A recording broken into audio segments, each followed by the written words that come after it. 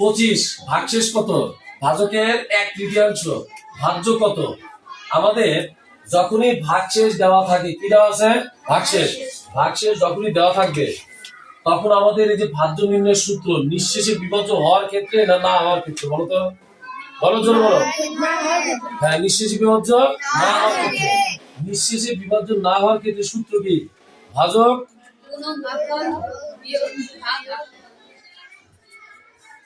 নিঃশেষে বিভাজ্য না হলে ভাজ্য নির্ণয়ের সূত্র ভাজক গুণন ভাগফল যোগ ভাগশেষ। ঠিক আছে? তো ভাজক দেওয়া আছে, ভাগফল দেওয়া আছে, বাট ভাগশেষ কি দেওয়া আছে? ভাগশেষ দেওয়া আছে?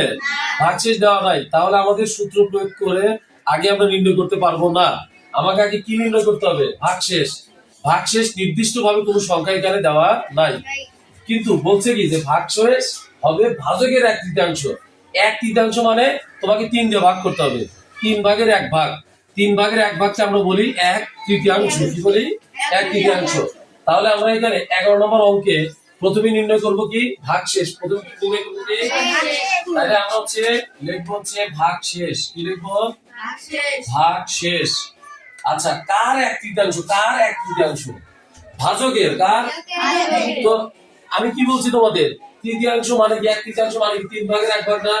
তাহলে ভাজক কত আছে বলো তো? আমরা এইভাবে লিখবো, দেখো ভাজকের কি লিখবো?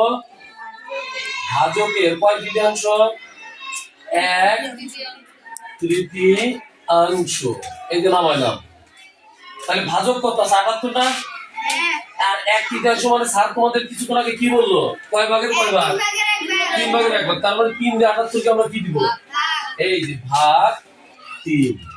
তো 3 দিয়ে যদি আমরা 78 কে ভাগ দেই, তোমরা আলাদা জায়গাতে ভাগ দিয়ে দেখবো কত হয়। 3 দিয়ে 78 কে ভাগ দিলে হবে 26। কত হবে? 26। এই যে 26 নামাই দেব। এখন মজার বিষয় দেখো, ভাজক 78, ভাগফল 25, ভাগশেষ কত? 26। তিনটে পাইছি। এখন আমরা কি ভাজ্য নির্ণয় করতে পারবো? পারবো? তাহলে সবাই একটু একসাথে বলো, ভাজ্য নির্ণয়ের সূত্র কি? নিঃশেষে বিভাজ্য না হওয়ার ক্ষেত্রে বলো। গুড। তাহলে এখানে আমরা সূত্র প্রয়োগ করার ক্ষেত্রে লিখবো, আমরা জানি ভাজ্য সমান সমান ভাজক গুণন ভাগফল যোগ কি বলো? ভাগশেষ। এবার ভাজক কত বলো? 78। এই যে নামাইলাম, দেখে দিই। ভাগফল কত?